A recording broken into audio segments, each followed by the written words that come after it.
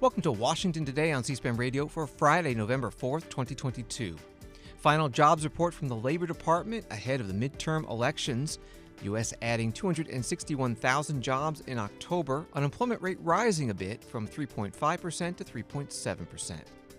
During this final week of campaigning, some heavyweights in both the Democratic and Republican parties crisscrossing the country to try to get out the vote. We will hear from Donald Trump, Barack Obama, Mike Pence, and Hillary Clinton. Republicans on the House Judiciary Committee releasing a report alleging FBI and Justice Department anti-conservatism bias. And that may lead to investigations if the Republicans win control of the U.S. House and that committee.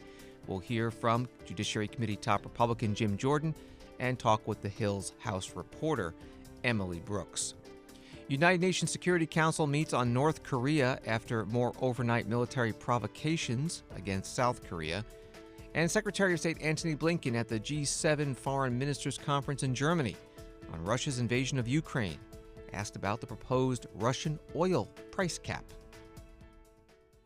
Now to the October jobs report from the Labor Department. CNBC reporting job growth was stronger than expected in October, despite Federal Reserve interest rate increases aimed at slowing what is still a relatively strong labor market. Non-farm payrolls grew by 261,000 for the month, while the unemployment rate moved higher to 3.7%, the Labor Department reported Friday. Although the number was better than expected, it still marked the slowest pace of job gains since December 2020. That from CNBC. President Biden speaking about this today at an event in San Diego, California. 10 million new jobs in 20 months. This morning I learned that we added another 261,000 jobs this month. And by the way, New York Times media reports they call the report the Goldilocks report. I have my shotgun waiting for the wolf. Look, unemployment's not it went up 0.2%, so 3.7%, among the lowest in 50 years. Unemployment among veterans is historically low. Putin's invasion of Ukraine sent gas prices soaring around the world. Because of actions we've taken dealing with the petroleum reserve and other things, prices are coming down here at home. They're now down $1.22 since their peak this summer. Folks, our economy continues to grow and add jobs even as gas prices continue to come down. But we got a lot more to do. But we also know folks are still struggling with inflation. It's our number one priority. That's why, with Mike's help and Scott's help, I signed the Inflation Reduction Act to bring down the cost of everyday things that we talk about around the kitchen table. President Biden in San Diego, California, at a technology company. He was there to promote the CHIPS and Science Act, the bill he signed into law this year to fund support of U.S. computer chip manufacturing. He was referring to two members of Congress, Mike Levin and Scott Peters, both Democrats from California. Also speaking today about the jobs report, Congressman Patrick McHenry, Republican from North Carolina. He is the ranking member on the Financial Services Committee, interviewed on Bloomberg Television. The job numbers today are a complicated picture of where America stands today. We have a lower rate, but participation is down. But what we see on the ballot at the ballot box on Tuesday is really a referendum on the Biden economy. When the average American is paying dramatically more for everything they buy, that's what they're thinking about, not a headline jobs number. The experience of the average American in this economy is one that they don't like and they give a failing grade to. That is really the dominant factor in our politics today and what I'm hearing from my constituents. Congressman Patrick McHenry of North Carolina, currently ranking Republican on the Financial Services Committee, could become chairman if the Republicans win a majority of seats after next week's election. On Wall Street, the Dow up 401, S&P up 50, NASDAQ up 132. In this final week before Election Day, big Republican and Democratic names have fanned out across the United States to campaign for specific candidates and also make the case in general for their party to be favored up and down the ballot, including Donald Trump, Barack Obama, Mike Pence, and Hillary Clinton. Former President Trump at a rally in Sioux City, Iowa Thursday night on behalf of Republican Senator Chuck Grassley, who was first elected in 1980, now running for an eighth six-year term against Democrat Mike Franken. As a farmer himself, Chuck is a fierce defender of Iowa farmers. He's critical, and he is so critical in defending your interests. When the farm bills are written, he's brutal during farm bill time. He'll call you 30 times a day until he gets it just perfect. And he was instrumental in passing the USMCA, a giant win for American agriculture. In fact, so good that Mexico and that Canada, especially, because with Trudeau, they want to renegotiate the deal. It's turned out so good. We got rid of NAFTA, the worst deal ever made, worst trade deal ever made. But Chuck is also a loyal defender of your Second Amendment, and he played a crucial role in confirming nearly 300 federal judges to defend our Constitution as written, including 3 great Supreme Court justices, great justices. Last but not least, Chuck is one of the brave few who stand up to Washington corruption. This man is not corruptible, I will tell you. There are some in Washington that they are.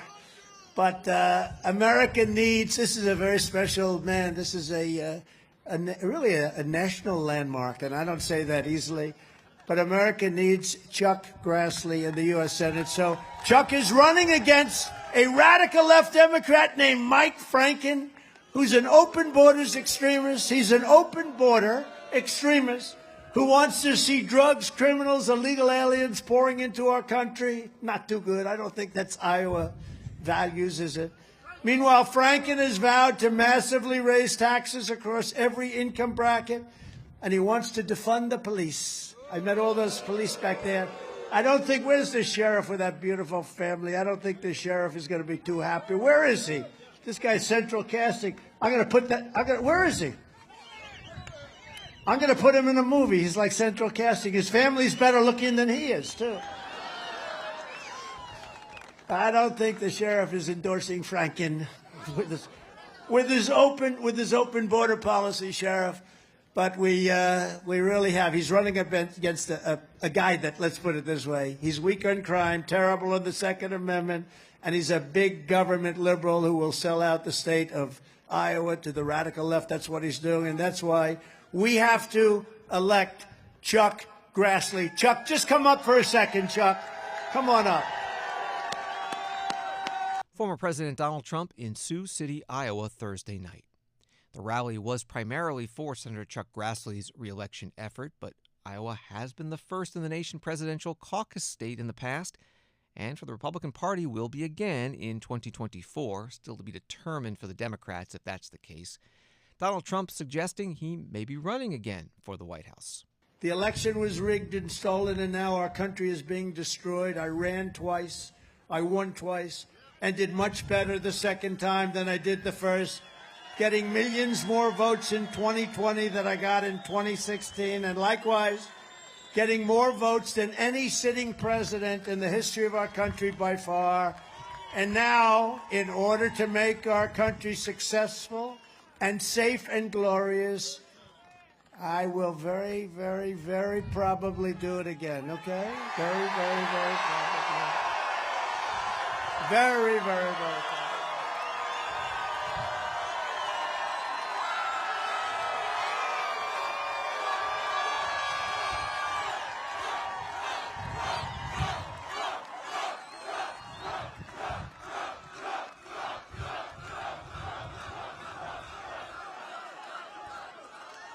Oh, that's nice. Well, get ready. That's all I'm telling you very soon.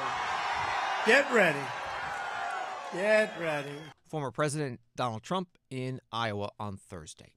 An article at Newsmax reads, former President Trump is tentatively planning to announce the launch of a 2024 presidential campaign on November 14th, possibly kicking off a multi-day series of political events. 3 sources with knowledge of the matter tell Newsmax. Also today, a new Gallup poll asking whether Americans are confident that votes will be legally cast and accurately counted in this year's midterm elections. 63% say yes. But broken down by party, 40% of Republicans express confidence. 85% of the Democrats say they are confident. Former President Barack Obama also on the campaign trail this week in Phoenix, Arizona.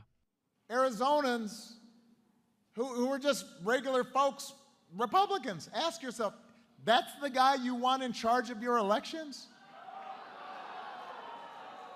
Somebody who was part of an insurrection and it thinks it's okay for armed people to stand to intimidate folks next to ballot boxes? That's how America's democracy is supposed to work?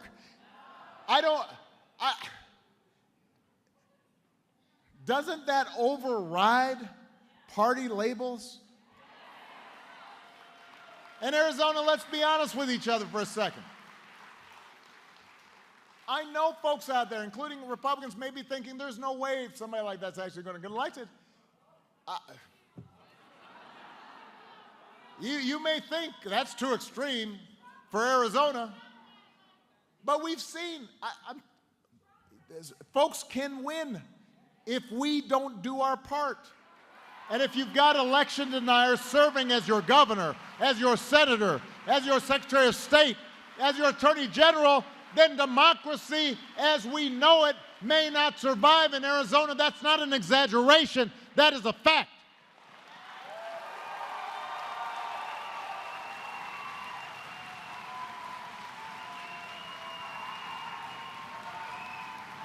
And that should transcend party labels.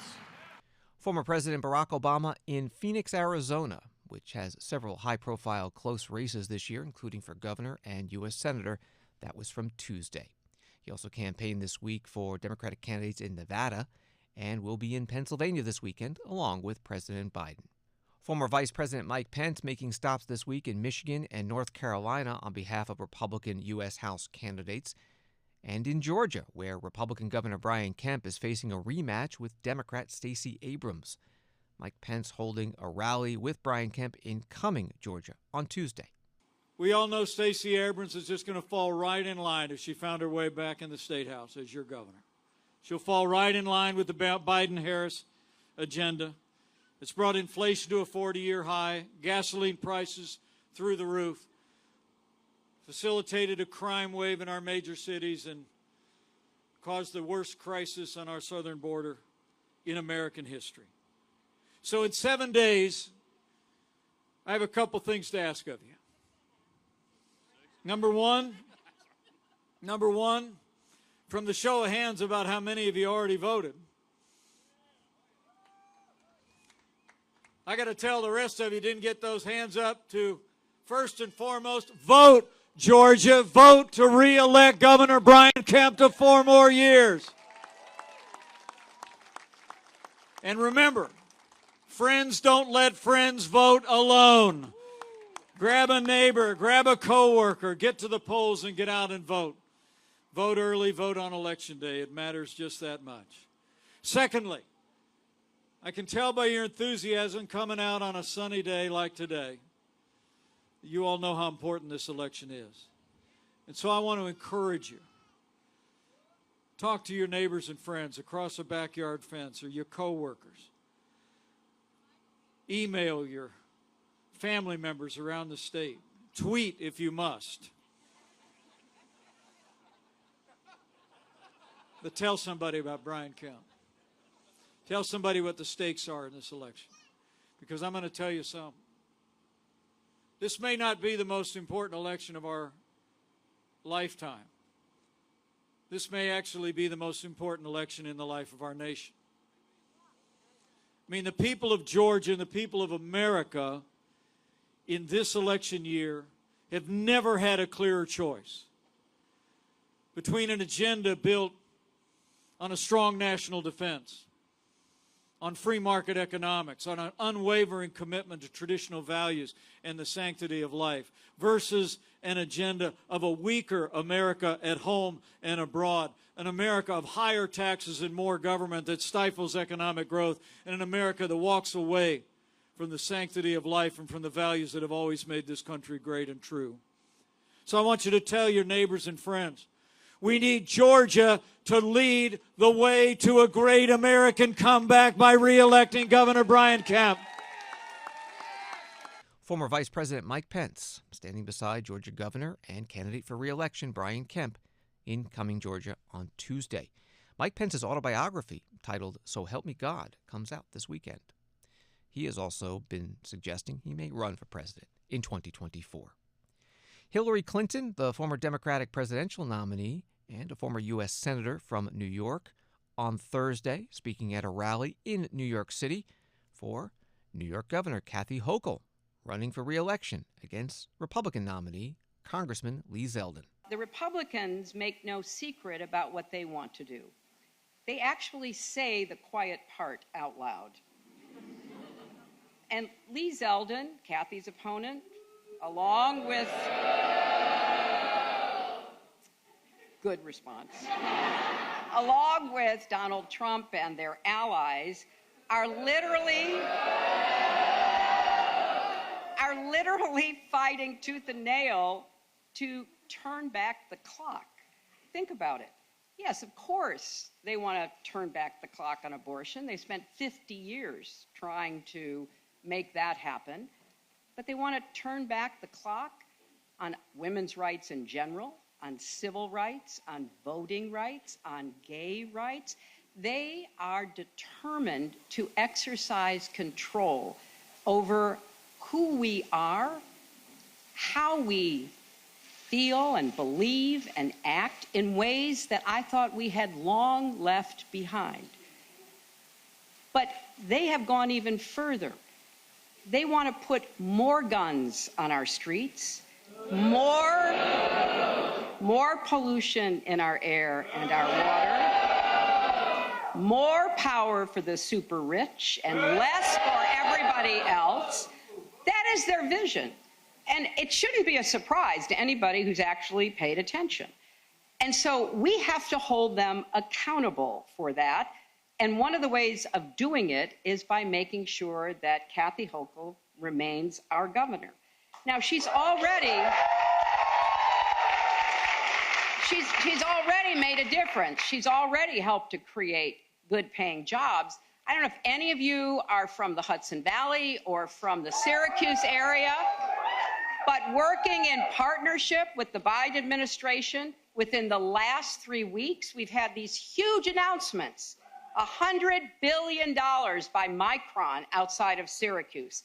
$100 billion. $20 billion by IBM in the Hudson Valley. Why? Because the Biden administration and the Democratic Congress passed a law that finally said, we're going to get serious about advanced manufacturing, chips, and everything else that makes the modern economy run. And so Kathy Hochul. Hillary Clinton, former Democratic presidential nominee, on Thursday in New York City. Washington Post writing, the event marked Hillary Clinton's first candidate-focused appearance of the midterms and underscored the rising Democratic concern over Governor Hochul's race. Headlined by an all-woman lineup of surrogates and hosted by Barnard College, a women's institution, the event was geared toward energizing women to turn out for Governor Hochul. The surrogates included Vice President Kamala Harris. This story from TheHill.com. Republicans on the House Judiciary Committee released a lengthy staff report on Friday on alleged politicization and anti-conservative bias in the FBI and Department of Justice, a document that will serve as a roadmap for more probes of the agencies if the GOP wins control of the House in next week's midterm elections. We'll talk with a reporter on that story in just a moment.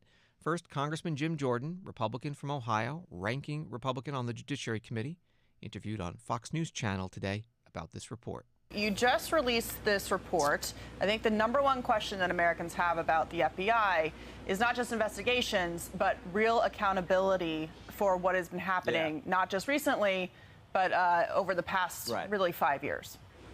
Yeah, look, our job is to get the facts to the American people. We've released this report today, which just shows how bad things have gotten at the FBI and the DOJ. It's all driven by politics now over there, and look, we live in the greatest country ever, but America's not America if you have a Justice Department that treats people differently under the law. It's supposed to be equal treatment under the law. That's not happening, and we know it's not happening because 14 brave FBI agents came to us as whistleblowers and told us what exactly is going on here. Started with the school board issue, but it's also this juice in the numbers on domestic violent extremism cases. And then, of course, just the politics that are rampant. They're actually purging now. We've had a whistleblower tell us they're getting rid of conservative, Republican-type FBI agents. So that's the problem. Our job is to get the facts to the people, and then let's hope at some point we have a Justice Department that actually holds people accountable for the wrongdoing. Congressman Jim Jordan, Republican from Ohio, the top Republican on the Judiciary Committee, could become chairman if Republicans get the majority after the elections. He was interviewed on Fox News. Emily Brooks is a reporter for The Hill covering the House and joins us now. Thank you so much. Long report from the Judiciary Committee Republicans. What's in it? Yes, they said it was about 1,000-page report. The vast majority of that is actually just letters of correspondence that they've sent over the last year about alleged politicization and anti-conservative bias in the Department of Justice and the FBI.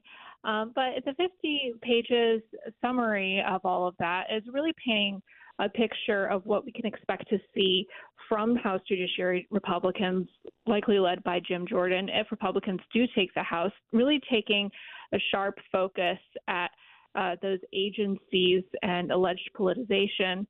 The report did really lay out a laundry list of complaints about various alleged politicization.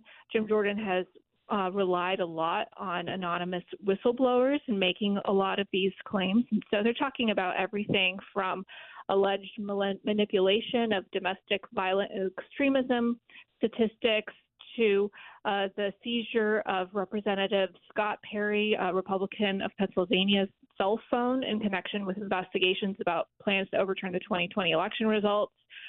Alleged retaliation against FBI agents who attended rallies outside of the Capitol on January 6th, and of course, really gets in a little bit to the search and seizure of documents at President Trump's Mar-a-Lago residence earlier this year, and raises a lot of concern about that. So all of that is really setting the stage for more document requests, more potentially subpoenas related to these, and seeking testimony from the Department of Justice and FBI in connection with all of this. The timing of the release of this report before the midterm elections, what does that say? Yes, I think that, this is something that Jim Jordan has talked a lot about in the run-up to the election, and whenever they have released a lot of these letters that they did include in this report. But it really does send the signal that this is what to look forward to. This also comes before former President Trump is set to hold a rally in Ohio on Monday, the day before the election, and Jim Jordan is scheduled to be there. And likely that this will come up. Jim Jordan is really seen as the lead Republican taking on these agencies, and really a known figure among the base. And this can be perhaps a way to kind of energize the Republican base and conservatives who have lost faith in the FBI and the Department of Justice, and get them energized to vote before the election. We're talking with Emily Brooks, who's a House reporter with The Hill.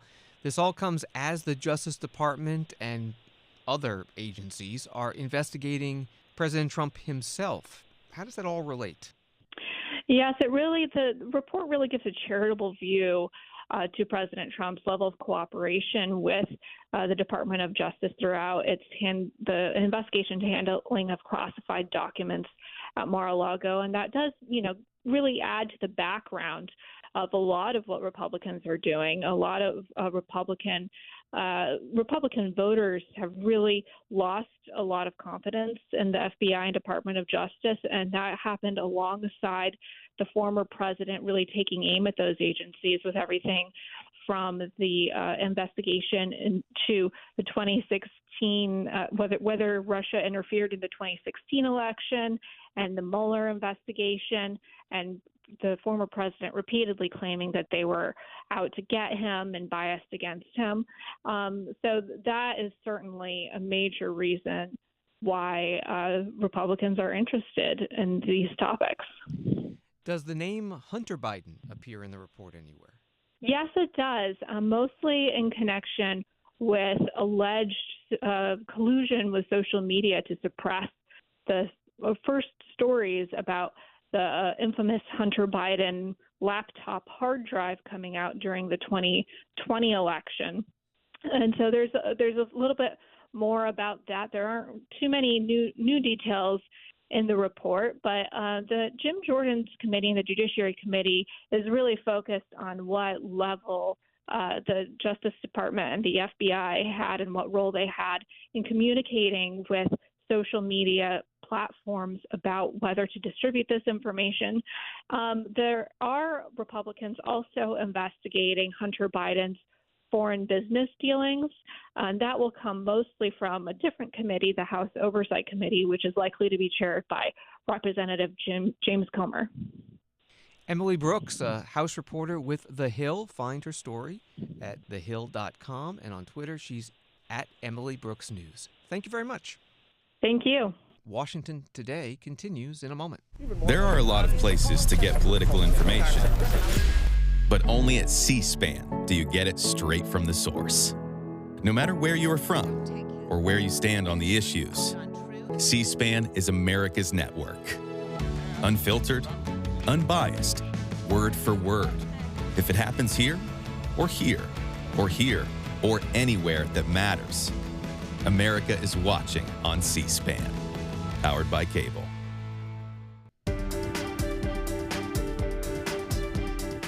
Welcome back to Washington Today, which you can get as a podcast wherever you get your podcasts and on the C-SPAN Now mobile video app.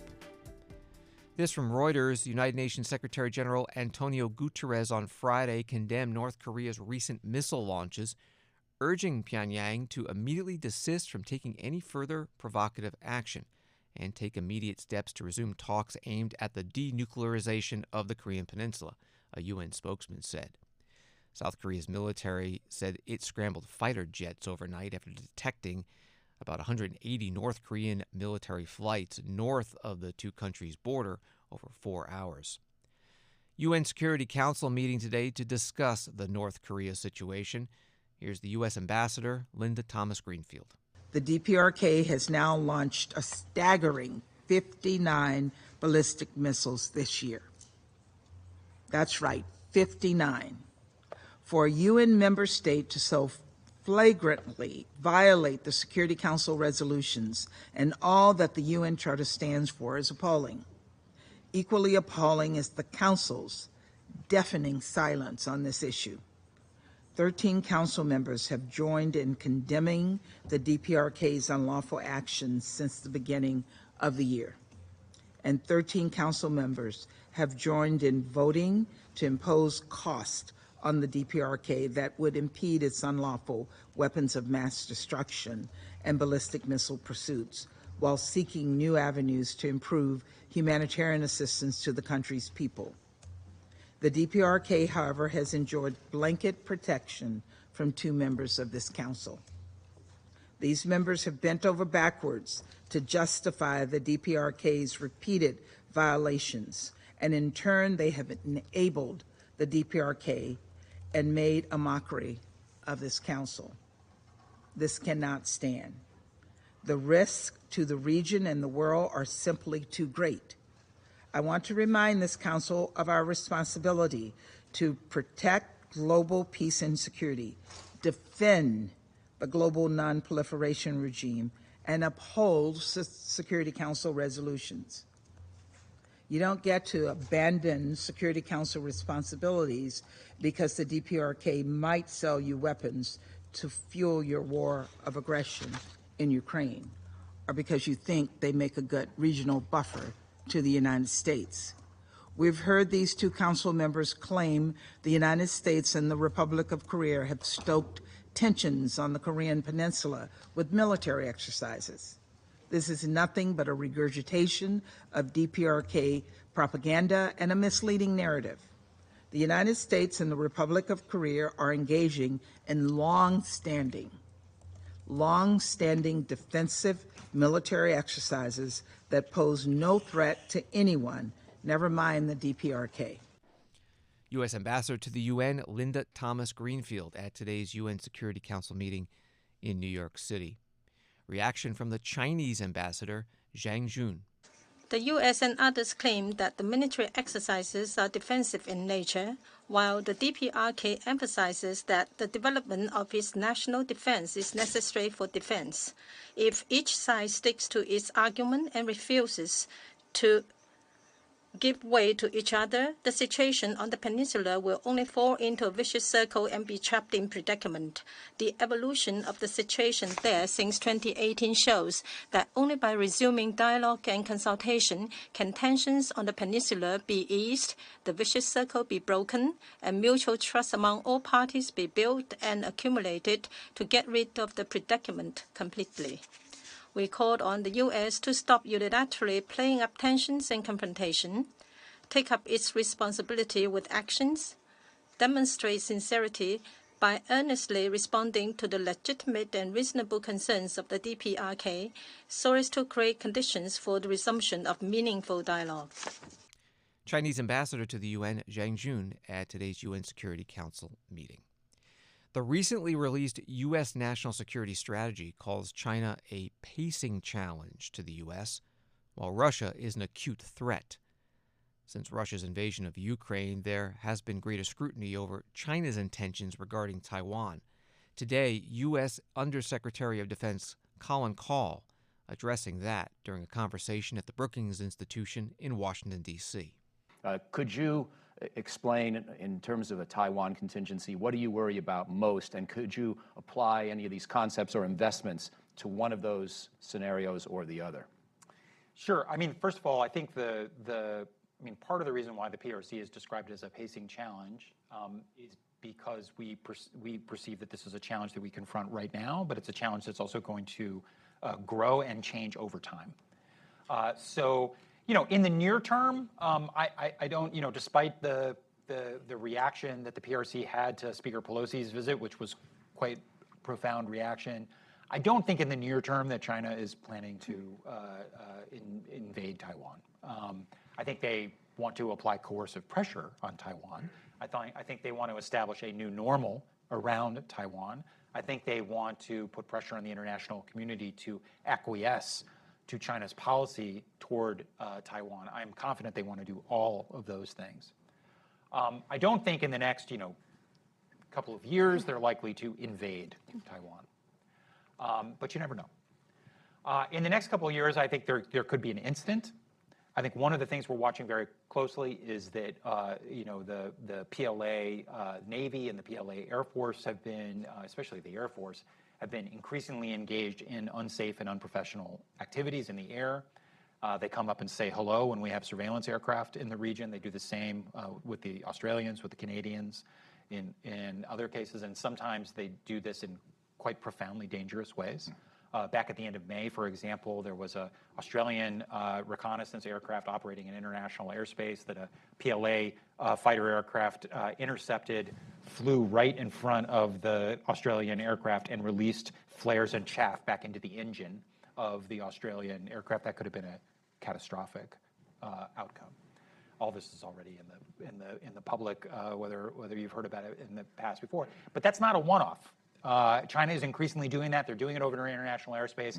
And when you confront them with, why are you doing this over international airspace? They were like, well, you're too close to China. And it's like, well, but it's international airspace. And there's like, you're too close to China. If you don't want these incidents to happen, don't come close to China. And it's indicative, I think, of an effort by the PRC to establish a kind of sphere of influence. So I think in the near term, we have to be mindful that an incident could occur. I think in the period after that, clearly some of the ways in which the PRC reacted to the Speaker Pelosi visit were meant to test drive, various maritime, air, and missile activities that might be involved in a blockade of Taiwan, and they bracketed the island in ways. So perhaps that's a scenario. I don't think that Xi Jinping has made a decision to forcefully, force reunification. But he has certainly given his military the charge to have that capability by the end of this decade and probably by 2027. Again, not because a decision has been made to launch an amphibious invasion, but so his military has the capability to execute that were he to make that decision. So I think when you hear that 2027 timeframe, that's important to keep in mind. Colin Call, Defense Undersecretary for Policy at the Brookings Institution. Bloomberg reporting this week that Beijing has no timetable for unification with Taiwan, a senior Chinese diplomat in Washington said, pushing back on American warnings that the Asian nation is seeking to speed up its plans for seizing the democratically run island. Now more on Russia's war in Ukraine. This from AP. Ukrainian President Volodymyr Zelensky has accused Russia of engaging in energy terrorism after Russian strikes on Ukraine's energy network left millions of residents without power.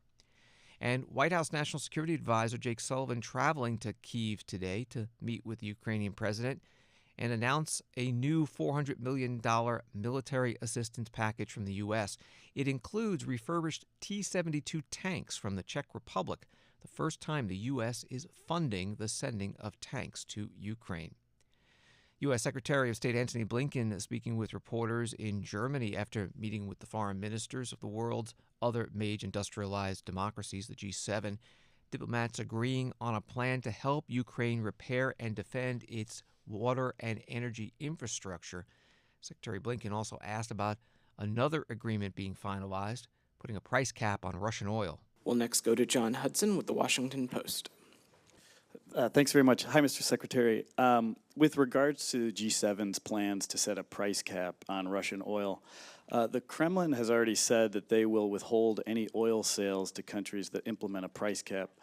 Can you assure U.S. and global consumers that the plan won't backfire and increase gasoline prices? So the purpose of the price cap is twofold. It's to ensure that energy continues to come onto the market to meet demand. That's been our approach all along. And second, to put some limits on President Putin's ability to line his pockets with the proceeds of sales of energy to fuel and fund the war against Ukraine. And I believe that that mechanism will help us do just that.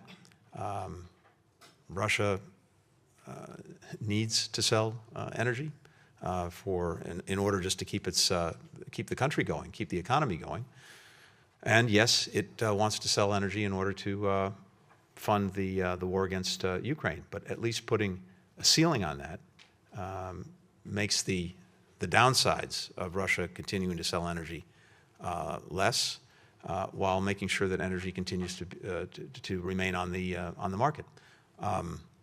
Russia will make whatever decisions it makes, but I think it will have an interest in continuing to sell energy. And again, this is a good mechanism for both ensuring that energy remains on the market, but the gains that Russia gets from it have a ceiling on them. Well,